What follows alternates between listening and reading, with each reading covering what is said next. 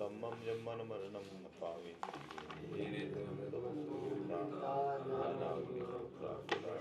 कर्मावृता सतो संजना साधु प्रिय कानी शील प्रावरणाकुल प्रहरणाम संधाति ज्योतिषा सुधाय पाठ पाठन बटा प्रणीत मान साधु तम ज्ञान दर्शन नायका चारितार्णो गंभीरा मोक्ष मार्गो विवेक का व्यक्ति का साधु समनाथ संदर्शन संचरितानुमंगलम आर्याना महाराज स्नान विदेशानुगच्छानम तिजन गुण पालन ज्ञानम सत्सानु संस्कारम अच्छे पूज्यम दाम साम दुखमोकलासनम सावनम दिव्यम सुकृत्यो वंदे तुझ्यण जय मंगलोपवीराणम कंचन पियंगु विद्युम हरकुंद मृणाल गण्णाणम।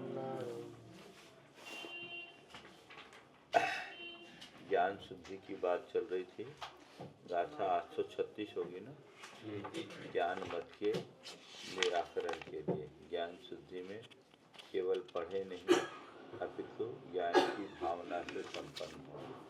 और अब आगे कह रहे हैं अवगत मानथंबा अवगत मानथंबा अवगत मानथंबा अवगत मानथंबा अनुसिदा अग्गविदा अचंडाय अनुसिदा अग्गविदा अचंडाय अनुसिदा अग्गविदा अचंडाय अनुसिदा अग्गविदा अचंडाय दंता मद्दौ जुत्ता दंता मद्दौ जुत्ता दंता मद्दौ जुत्ता दंता मद्दौ जुत्ता समय विदन्नु विनीदाय समय विदन्नु विनीदाय समय विदन्नु विनीदाय समय विदन्नु विनीदाय उलब्ध पुण्य पावा उलब्ध पुण्य पावा उलब्ध पुण्य पावा उलब्ध पुण्य पावा जिन शासन गहिद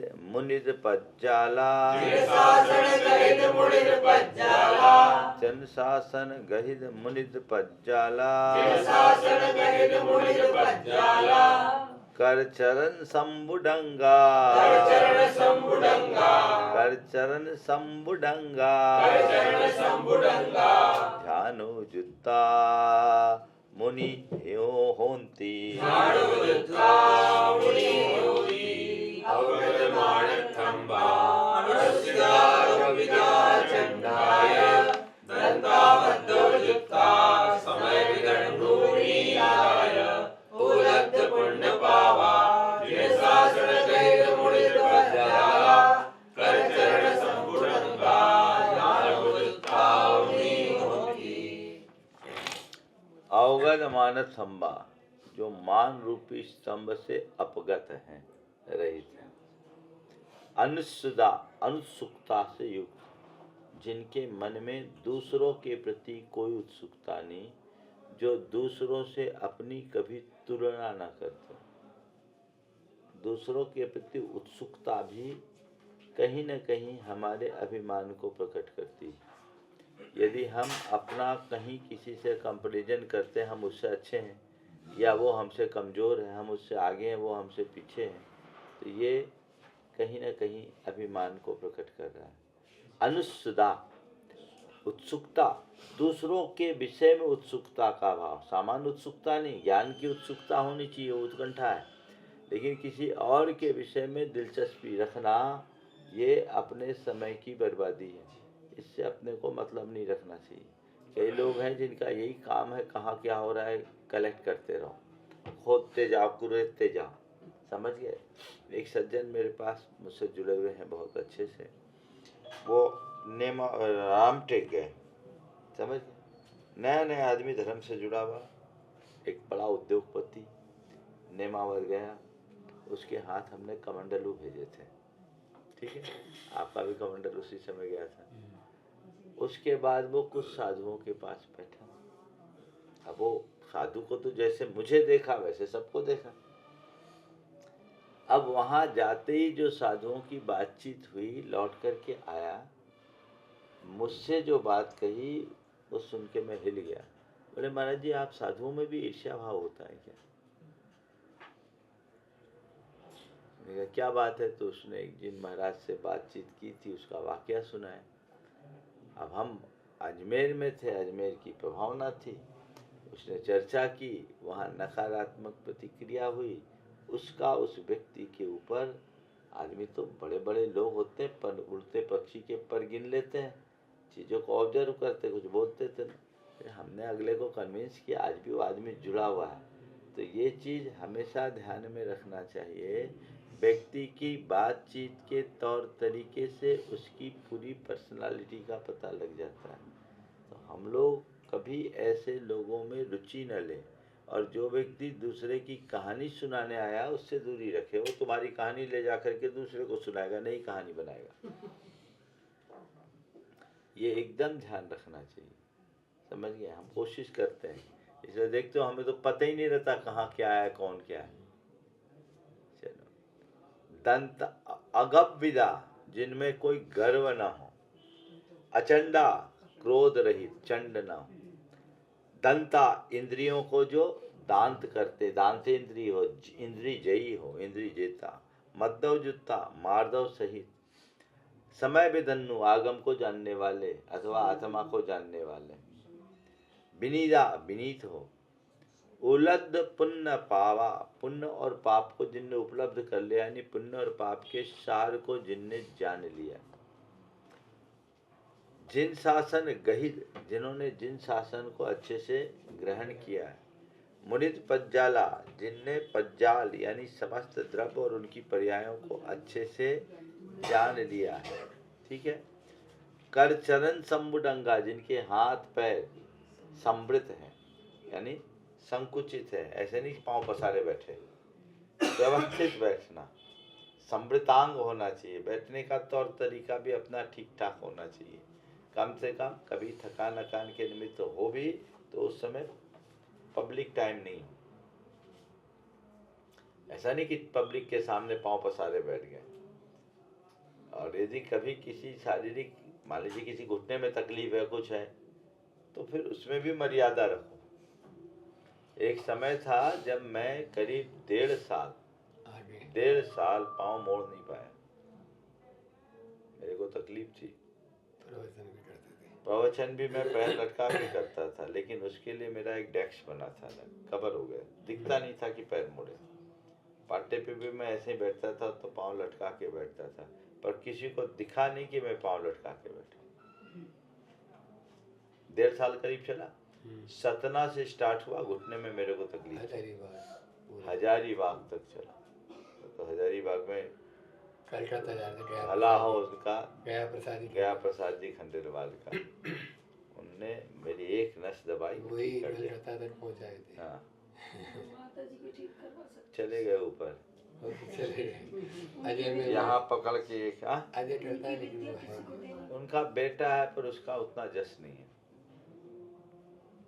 वो तो मेरे को करने के बाद तो उनको तो ऐसी सिद्धि हुई कि पूछो मत। उनके हाथ एम्स में जाके काम किया। बोले महाराज जी पहले तो मैं कुछ खास चीज, मेरे को भी आए तो वो क्या मोच बिठाते थे, तो बचपन में हमको खिलाया था, गया प्रसाद खंडेलवाल नाम से, पड़ोसी थे।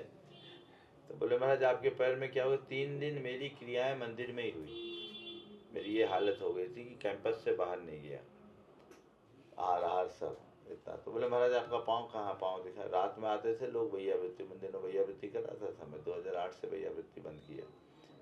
तो जैन सब आते थे, पाँव तो बताइए, पाँव तो बताइए। यहाँ दबाया एक नस। बोला महाराज आपका दर्द कहाँ? बोले क्या जादू कर दिया? मुश्किल से 40 सेकंड दबाया उन्होंने, फिर उसके बाद ये 2 उंगलियों का ऐसा ताना, उनके हाथ नहीं थे, हथौड़ी ऐसे ऐसे ताना, ऐसे ऐसे ताना, अपने एक हाथ से ताना और दूसरे हाथ से ये दिया, ये अंगूठे से, माने हथौड़ी का हैमरिंग होते ना, बस ठीक। और उनका सिस्टम क्या, उसके बाद कुछ नहीं करते। अभी जो आया था ना आदमी, ये नस खींचे, हाँ, उसी से आराम हो जाता।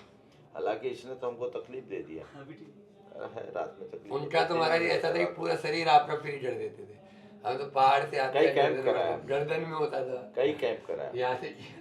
कलकत्ता तक बुलाया, शिखर जी है, चले गए, बुजुर्ग थे। तो संकुतांगा, हाँ हाँ पढ़ना ही चाहिए तो संकुत कर चरण संबुडंगा, ये सदैव ध्यान रखना, उठने बैठने बोलने चालने का तरीका सुव्यवस्थित होना चाहिए। देखो आप लोग तो कारपोरेट में काम किए हो, जब इंटरव्यू होता है एचआर वाला क्या देखता है? हाँ, बॉडी लैंग्वेज। तो ये चीजें अपन को समझना चाहिए। कई बार हम लोग कुली बन जाते हैं, महाराज जी बुरा नहीं मानना, आप ध्यान रखो, आपका सोच थोड़ा रहता है काम जल्दी हो जाए, नहीं हम उन्हीं महाराज हैं। लोग दूसरे खड़े, हम अपने हाथ से पाटे क्यों उठाएं? हम लपक कर उठा ले, हम कर ले तो फिर हमारी कदर खत्म हो जाएगी, फिर हमको क्या करेगा वो? एक लेमैन मानेगा। समझ गए? काम करो मत, काम करवाओ। तो ये चीज हमको ध्यान रखना है, जो काम दूसरों के द्वारा करने योग्य है वो खुद से नहीं करना। जरूरी है उतना करो, जब कोई नहीं है तो बात अलग है। तो उसमें हमारी ये कर चरण संबुडंगा बहुत व्यापक शब्द है, इसका हमें अपनी प्रवृत्तियों में ध्यान रखना चाहिए। झानु जुत्ता, और ध्यान में उपयुक्त मुनि होते हैं। ठीक है, चले आगे। इसकी टीका में कोई खास बात नहीं है ना। मुनिद पज्जाला का ज्ञात अशेष द्रव्य स्वरूपा। मुनिद पज्जाला, पज्जाल शब्द की छाया क्या की इनने? कोई नहीं दिए। अथवा विज्ञात रागस स्वरूपा, दोनों अर्थ निकला छाया में। पज्जाल का दोनों अर्थ नहीं निकलेगा, प्रज्वाल बनेगा, प्रज्वाला, मुनित प्रज्वाला। मुनित यानी क्या था? ज्ञाता था। तो पज्जाल का जो इनने दो अर्थ निकाला है टीकाकार ने, दोनों अर्थ शब्द के अनुकूल नहीं, भाव को पकड़ लो।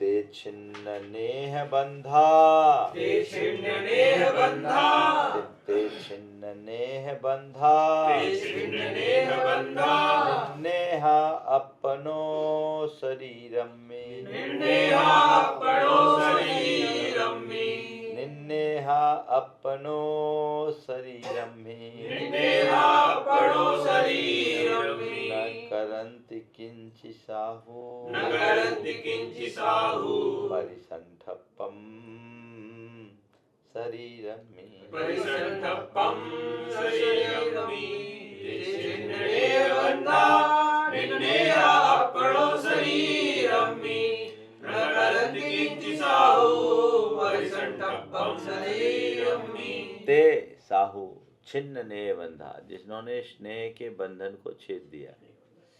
निन्नेहा स्नेह रहित है, किसमें? अपनो शरीर में निन्नेहा, अपने शरीर में भी जिनका कोई स्नेह नहीं है। न करन्ति किंची, और कुछ भी नहीं करते, क्या? शरीरम में, शरीर में के क्या? परिसंठप्पम, परिसंस्थापन, यानी किसी तरह का संस्कार स्नान आदि का नहीं करते। परिसंठप्पक का अर्थ होगा परिसंस्थापकम, परिसंस्थापकम का मतलब परिसंस्कारम स्नान आदिकम। ठीक है, तो न करन्ति किंचि शरीरम में परिसंठप न करन्ति, शरीर में कुछ भी परिसंस्थाप यानी संस्कार नहीं करते। उज्जैन का शाब्दिक हाँ, उज्जैन शुद्धि। उज्जैन कहाँ आया? कहाँ? उज्जैन उज्जैन शुद्धि, उज्जैन शुद्धि यानी, हाँ, उज्जैन शुद्धि यानी शरीर की शुद्धि, शरीर की शुद्धि। उज्जैन का मतलब क्या होता है? त्याग, त्याग मोह ममत्व। हाँ हाँ, ज्ञान शुद्धि तो दूसरा है। क्या निरूपण करके निरूपयन उज्जन शुद्धि निरूपयन ज्ञान शुद्धि निरूप्य कह रहे हैं, यहाँ कह रहे उज्जन शुद्धि उनका करके। निरूपयन। उज्जैन शुद्धि अपने आए थे ना 10 प्रकार 7 प्रकार की शुद्धि आए थे। 10 प्रकार की जो अहंकार भावना है हाँ उसमें शुद्धि है। 8वीं शुद्धि वो उज्जैन ही शरीर का संस्कार है। इच्छा शुद्धि लिखा है उज्जैन विहार शुद्धि शुद्धि। नाम शरीर संस्कार परित्यागो। शरीर के संस्कार के त्याग का नाम उज्जैन शुद्धि है। उज्जैन यानी शरीर का संस्कार। तो उसी शब्द से बना है। मुँह नयन दंत धोवन मुवट्टन पाद धोये नम चेव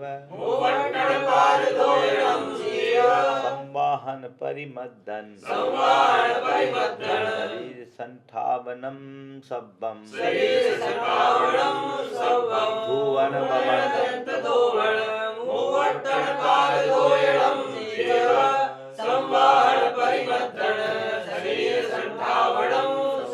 एक और है। धुवन बमन विरेयन अंजन अभंग लेवनम चेव थूय बत्थिकम्मम नथूय बत्थिकम्मम सिरवेझम अपनो शब्बम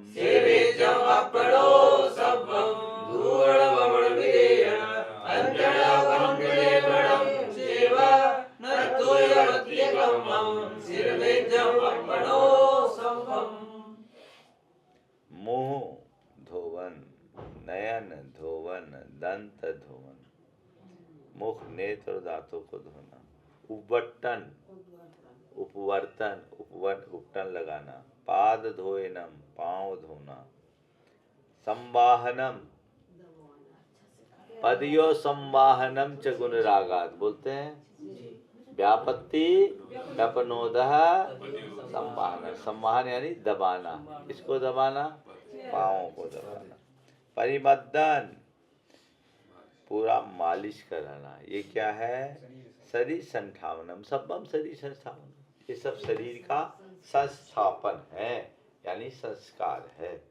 अब इसको अनपेक्षित रूप से न करे।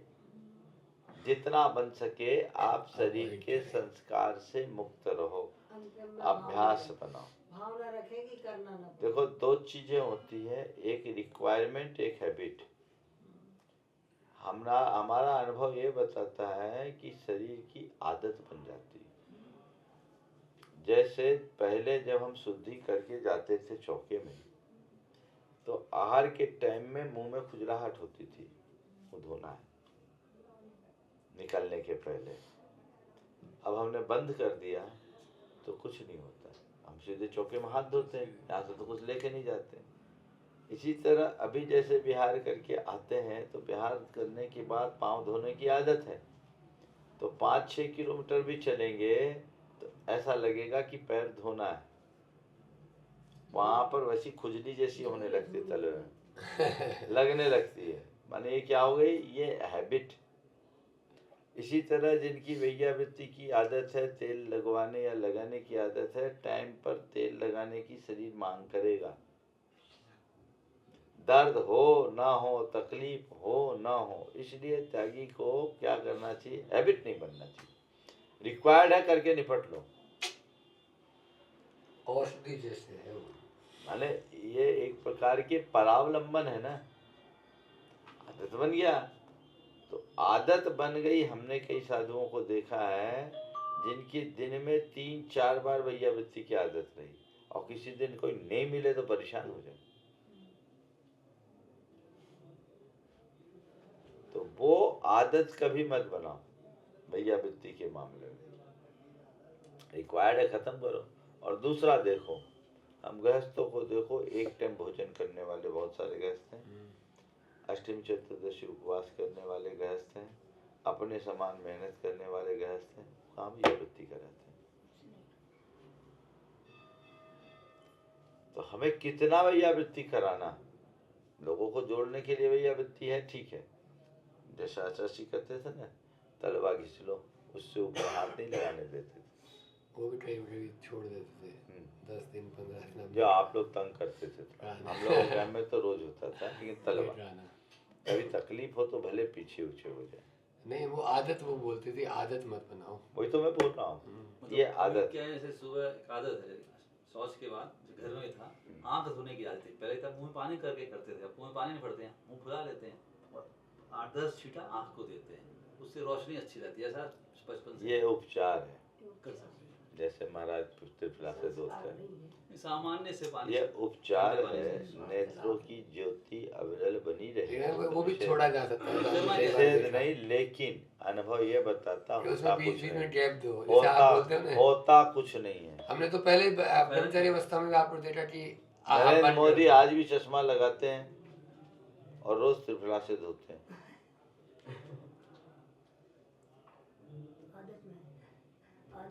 आदत है, वो आदत है। उसके बिना लगता है जैसे कुछ किया नहीं। लिखा है कि त्रिफला से आंखें धोने से आंखों की ज्योति बढ़ती है, लेकिन अनुभव है भी जो- आप इतने दिन से कर रहे हो, जस का तस। तो वो आदत अगर ऐसा लगता है कि अनपेक्षित आदत है, तो उस आदत से मुक्त हुआ जा सकता है। अभी हमने एक प्रैक्टिस किया है, शौच के बाद मुंह न धोने की।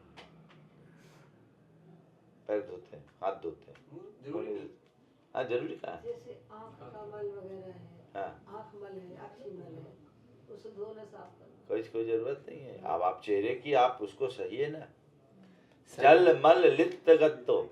संघ में ऐसे मुनि के साधु रहे कि नेपकिन का उपयोग नहीं करो, छुएंगे नहीं नेपकिन। एक आदत है यहाँ तक, समझ कर यहाँ तक धोने की आदत है, धोना चाहिए नहीं। अभी आप लोग नहीं, छुल्लक फिर भी आगे की आदत बन जाएगी। छुल्लक हो, छुल्लक कम करो उसको। नहीं, पर कहाँ तक? अभी छुल्लक है, यहाँ तक धोने की आदत। जब तक कपड़ा है तब तक धो, जब कपड़ा उतरेगा तब बचना। इतना तो अभी कपड़े के साथ तो है। घुटनों से नीचे और टखनी से नीचे तो चलेगा। कोई भी निषिद्ध नहीं है, जंघा प्रक्षालन तक का विधान है। प्रतिसेवना कुशील मुनि जो संज्वलन मात्र तंत्र वाले हैं, जंगा पर वे भी जंघा प्रक्षालन कर लेते हैं। निषेध नहीं है, पर करना नहीं है।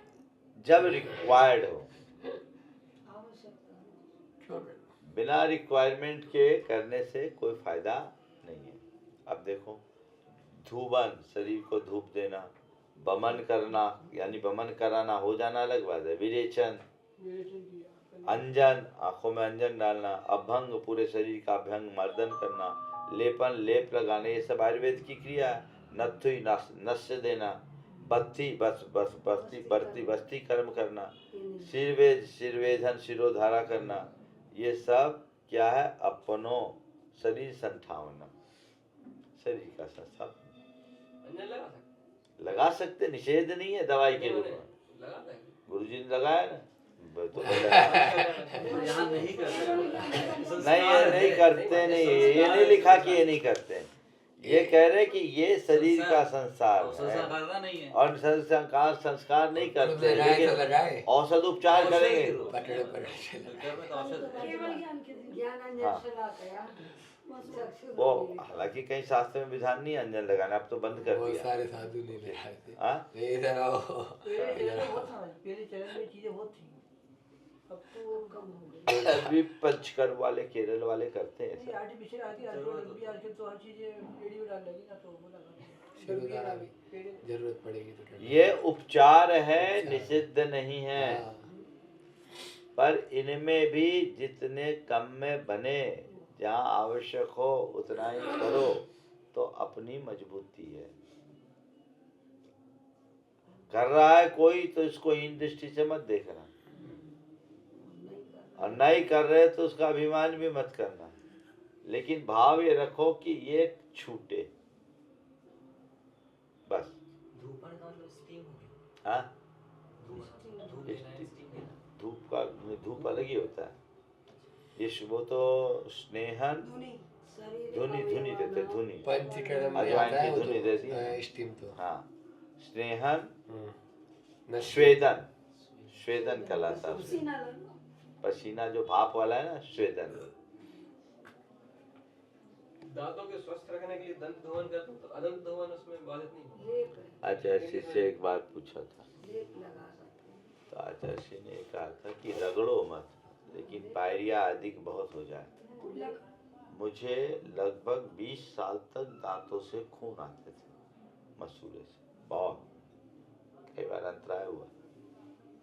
फिर एक ने मुझे बोला आप नीम के डंठल से अपने दांत को साफ करना शुरू कीजिए।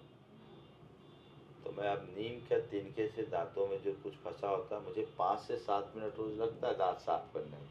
अंत में 3-4 तरह की काड़ी होती है, मोटी पतली, उससे साफ करता हूँ। अब मुझे खून नहीं आता।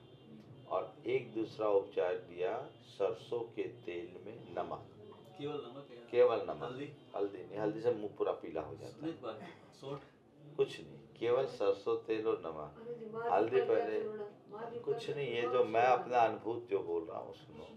हम थोड़ा सा सरसों तेल और कपरछन नमक, सामान्य नमक नहीं, वो लेते हैं तो नमक तो नीचे बैठ जाता है, तेल तेल आता है, उससे दांत को, तो दांत को मसूड़ा मर्दन चाहिए। तो मसूड़े को मर्दन मिल जाती है तो हमको तकलीफ नहीं होती। कभी कभार खून कब निकलता है, जब वो हमारी डंठल इधर उधर घुस जाए। और उसमें पहले दंतामृत भी किया आपने? दंता में सब, उससे कोई असर नहीं पड़ा हमारे लिए। 2005 में हम शिखर जी थे, 2006 में उज्जैन का एक डॉक्टर आया, मेरी फोटो देख के कहा महाराज आपके दांतों से खून आते क्या। एक फोटो था मेरा मुस्कुराता चेहरा का, बहुत प्रसिद्ध हुआ था। जबलपुर फोटो बड़ा बड़ा वो बना हुआ था, जबलपुर का था, 2004 का। 2004 का फोटो। हम 2001 में अपने दांत की सफाई करवाए थे वहाँ टीकमगढ़ में, चातुर्मास में। तो 2001 से लेकर 2012 तक, और बल्कि उसके बाद तक हमारे दांतों से खून आया, 20 साल खून आया। अब ठीक है, तो अब नहीं है, अब नॉर्मल है। तो पहले नहीं करते थे तो उसका नतीजा ये था। तो उसको देख के अपने आचार्य से पूछवाया था उसके लिए, इसको आप लोग भी देख के करो, इसे दीक्षा के पहले हो गया, रगड़ना नहीं है, बाकी होता दीक्षा के पहले खून में आता था, लेकिन दीक्षा के बाद हमारा खून बिल्कुल बंद हो गया। दिन भर दीक्षा के बाद मुंह में खून कीड़ा बंद ही हो गया। रह रहा था। नहीं, मतलब अभिप्राय को ध्यान में रखना है। अब उपन्नम्य वाही उपन्नम्य वाही सिरवे अनकुक्षिवे नमचेव सिर्वेणकुक्किवे नमचेव अधियासिन्ति सुधिया अधियासिन्ति सुधिया आयतिगिंछं न इच्छन्ति आयतिगिंछं न इच्छन्ति उपन्नम्य वाही सिर्वेणकुक्किवे नमचेव अधियासिन्ति सुधिया आयतिगिंछं न इच्छन्ति। धन है वे मुनिराज जिनके उपन्नमी बाही, उनकी व्याधि उत्पन्न होने पर, सिरवेन सिर का वेदन हो, सिर में दर्द हो, कुक्खी वेनम पेट में दर्द हो, अधियास्यन्ति सुधिदिया सुधृति रखने वाले वे धैर्यशाली मुनि अध्यास्यन्ति, उनको बर्दाश्त करते हैं, सहन करते हैं। काय चिकित्सम न इच्छन्ति, काय की चिकित्सा की इच्छा, धन है वे मुनि। इतना ही रखो।